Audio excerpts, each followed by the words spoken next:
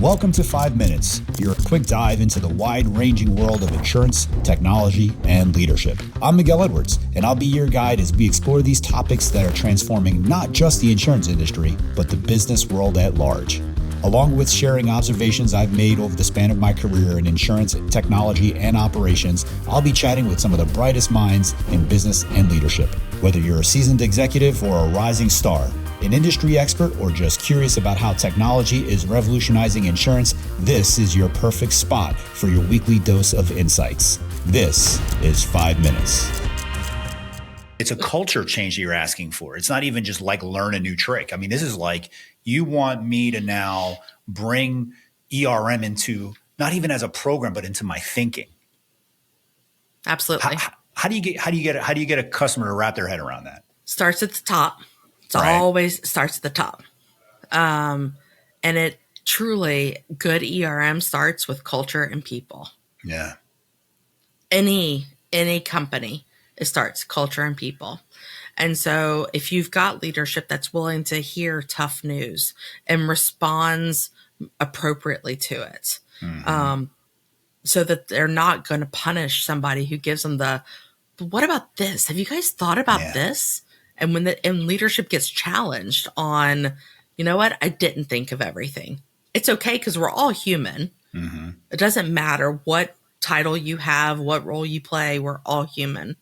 So from a culture perspective, we got to be willing to accept that we don't know it all. Right. That may be more challenging for some than others. I recognize that. Without a doubt. Without a doubt. But we're all human.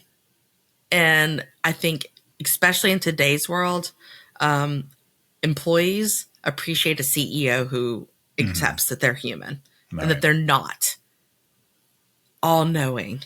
Mm-hmm. It's okay. It's okay because that means the input from the employees is that much more valuable. Yeah. To the way that the company is doing business. So starting at the top, changing leadership's mindset around them and their role and how they interact with others is so critical. So as a leader, don't fly off the handle when somebody brings you bad news. Sure. First step in the journey. Yep. Starts with that. And it's funny, and it's intuitive to an extent because, you know, so much of what we were talking about in terms of these transformations, these cultural transformations, et cetera, they all require the same thing. It's a shift in mindset that has to start at the top where there's a leader that's setting the example for this type of work. That's a great point. Let me ask you to pull out the crystal ball here, Carol. You know, as you look into your crystal ball, what are some of the changes to ERM and the assessment and evaluation of risk that you see coming as we there's the obvious things as we prepare for a Cat 4 landfall here in the next couple of days, but as you look even beyond just the weather risk and environmental risk and all that, what are some of the other things that you think we need to be thinking about as an industry and build into our thinking from an ERM perspective? Our people, I think we need to be more open to, and I know it's top of mind on the talent side, but being open to getting people from non-insurance fields and bringing them in, because I have seen tremendous capabilities by people who are bringing different perspectives from all these different industries. And they come into the insurance world and they ask great questions, right? Because they're not making assumptions that those of us who've been in the insurance industry make day in and day out. That's right. We need to recognize that other industries are further ahead in some areas than the insurance world. And what is the value that we can bring? It's a thought. Yeah. So that would be one of those kind of crystal balls. The other is taking ERM from being this bureaucratic process that a carrier does because the regulator requires us to do it, or our board says we need to do ERM. So we've got this risk committee and it meets on a quarterly basis and we get our occasional risk reports, and that's how we manage risk. That does not align with the speed at which business is working nowadays. And so taking risk from doing that to being part of how the business is run. Right. is the next piece of the puzzle.